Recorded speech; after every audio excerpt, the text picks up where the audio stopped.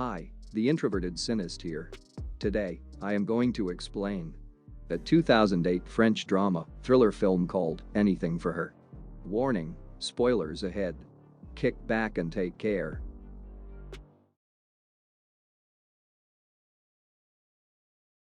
The movie begins with Julian Auquilert and Lisa Auquilert kissing passionately in the elevator while heading home.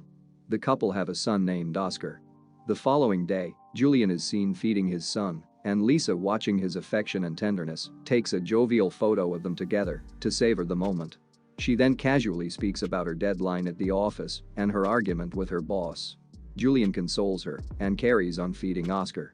She then reminds that he has forgotten to wish his dad for his birthday and gets an expected lukewarm excuse from him while having her insulin shot. It is then revealed Julian and his father has friction, and she requests both of them to settle the wrangle. She then, while preparing to get ready, notices her coat containing bloodstains. Lisa, now perplexed, starts to clean the stain, but suddenly hears the bell ring.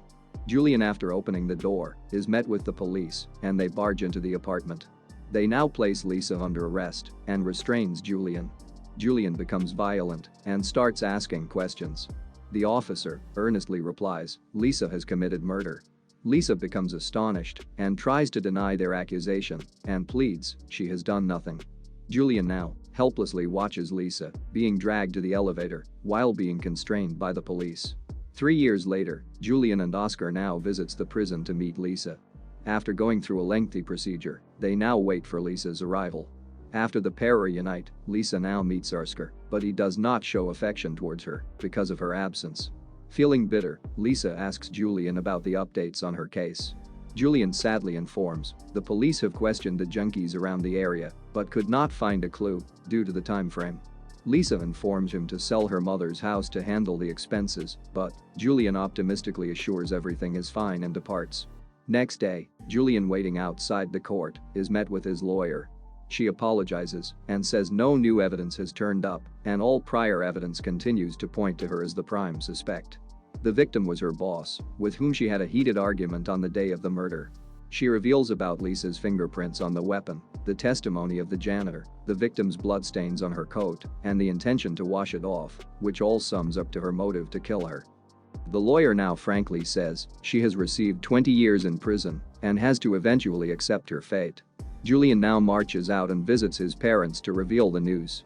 He is then consoled by his mother, and his father is seen saddened by his fate.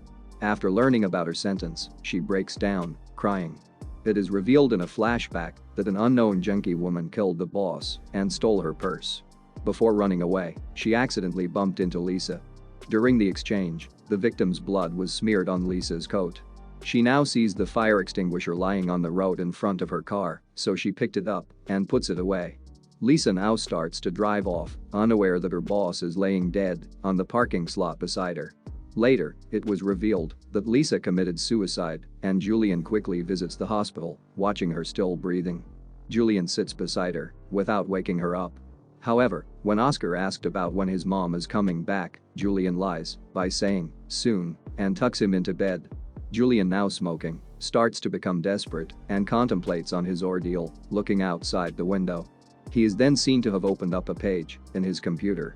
Next day, Julian, without no other choice, decides to meet Henry Pascott, a convicted criminal who has escaped from prison 7 times and published a book about his methods in a bar.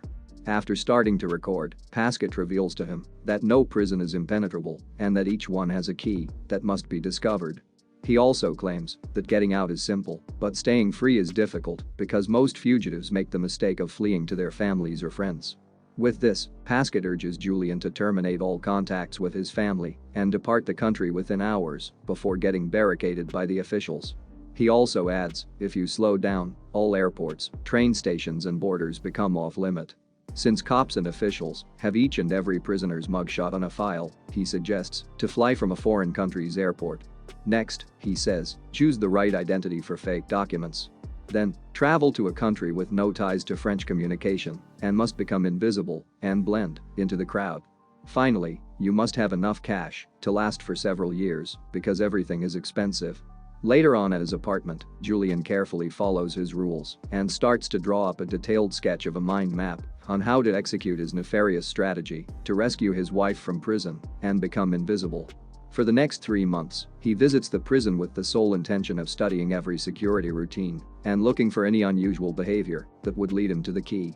He then starts to devise an intricate detail of the prison and notes down the timing at which moment the police car leaves and several other specifics. Finally, photos, details, and blueprints of the jail facility complex is complete in his map. One day, he is informed by Dr. Guards that Lisa, a diabetic, has been refusing to take her insulin for the past few days. As a result, he worries if she is trying suicide through this method. He then suggests Julian to talk about this issue with her. After meeting her, Julian starts to explain. But Lisa, now lifeless, says she doesn't want to see Oscar upset every time he visits and advises Julian not to bring him next time. Julian goes into a rough neighborhood in a bar that night to obtain fake passports for 3 people, but he is mugged and robbed by 2 men impersonating as dealers and runs away, warning him not to be back. Back home, Julian, now injured, pensively cuts short the total money he had from the map. Right then, a biker pays him a visit. This time, Julian becomes cautious by getting hold of a chef's knife and conceals it. He then offers to get Julian the papers he wants for €2,500, risk-free in a week. Julian believes him and hands him the details and fixes the venue for the exchange and leaves. The following day, Julian visits Lisa's mother's house. After probing the house, Julian gets hold of her father's gun, who was in the Navy. The papers are exchanged inconspicuously without a hitch a week later. Even with acquiring the passport and papers, Julian needs to find the vital key for his plan to come to fruition. One day, Julian experiences an epiphany when observing the photo of a delivery van. Later on, Julian covertly breaks into the van, containing prisoners' medical records and medicines. He then steals Lisa's medical records before getting caught and quickly flee the area. After purchasing the essential equipments, Julian's cash flow starts to run short. He now sells all of his furniture as a means to raise enough money for the getaway. The next day, after visiting Lisa, Julian is suddenly informed that she will be transferred to Rennes within 3 days because there is a better clinic for her illness. Julian becomes upset with this news due to having less funds. Desperate to have all of his funds ready, he sends Oscar to his parents' house and then daringly makes an attempt to rob a bank but turns away at the last minute. That night, he spots and later holds up a drug dealer who leads him to a larger dealer named Marshall Nasher. After reaching his house, Julian intimidates the dealer in point blank and asks for his money. In a gunfight, Julian retrieves a big sum of money from under the sofa at the expense of Marshall and the other dealer. Feeling guilty for the other dealer, Julian takes him in his car with the intention to hospitalize him. But along the way, he dies and Julian, without wasting any time, disposes his body in a bus station. He then uses a restroom and cleans his minor wound from the gunfight. After reaching his parents' home safely, he meets his dad and casually greets him. Before seeing Oscar, his dad, now concerned, asks Julian if he is feeling okay, to which, after a short pause, says, yes.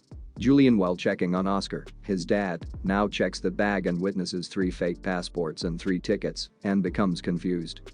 Inside the room, Julian breaks down crying because of what happened earlier that night.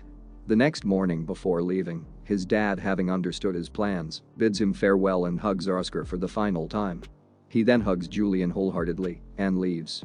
Later that morning, the police arrive on the crime scene and suspects the dead drug dealer in the bus station to have shot Marshall. The officer also mentions that they have recovered the debris of a broken taillight and have sent it to the lab. Before leaving the apartment with Oscar, Julian tears the mind map from the wall and tosses all of its contents in a dumpster. He then enters the medical delivery vehicle near the prison and places an altered version of Lisa's records inside. He also abandons his car before getting a new one and stays with Oscar in a nearby motel. Later at night, Julian instructs his son that he will be gone for some time the next morning and says not to go anywhere and promises him not to open the doors if someone knocks. The next morning, Dr. Guards reads Lisa's medical records. Guards, after observing her details, quickly informs them to have Lisa transferred to the nearest hospital. Meanwhile, in the police station, they find that the car belongs to a murder victim and they start seeing the connection and have officers head toward the hospital, knowing that Julian will be there. They now try to inform the other officers with Lisa about the issue, but fortunately, while entering the hospital, the connection to the wireless gets lost. When Lisa gets admitted, a suspicious doctor enters the room. It turned out to be Julian, holding a gun and now threatens the cops to release Lisa quickly. Lisa, now bewildered, is given a doctor's uniform to wear as a disguise to escape. After tying the cops to the bed, they slowly escape to the exit. Unfortunately, they are seen by the other cops and they pursue after them. But Julian now uses the gun to distract and try to escape outside through the elevator. They immediately disposes their doctor's uniform in the elevator and now blend in with the crowd, making the cops unable to find them. Later on, they reach their hotel and Lisa gets reunited with Oscar. Lisa, now panic-stricken, starts asking questions to Julian, but he guarantees everything will happen accordingly and packs their bag to leave. The cops now give information to stop every couple with a child at the checkpoint. It was surprisingly revealed that Julian accommodated 2 more passengers in their car, making them invisible and ordinary, like the others. After dropping them off, they head straight to the airport and disposes the gun in the garbage. They now stand in front of the boarding counter, being optimistic and hoping not to be found and allow entrance. After thoroughly inspecting their passports, the officer stamps and checks them in. Just then, the fax copy of Lisa's photo came in, but fortunately, the old officer's shift gets over and a new officer takes his place, making them have a hair-breadth escape. Julian's mind map is reassembled from the waste collected at the police station, but detectives decide it is too late to pursue them because they have fled to San Salvador and could be anywhere. The movie ends with the family getting off a taxi to a church, rejuvenated, and Julian then says, "Escaping is easy, but the hardest part is staying free." Thanks for watching. Make sure to like and comment if you enjoyed. And subscribe for more videos.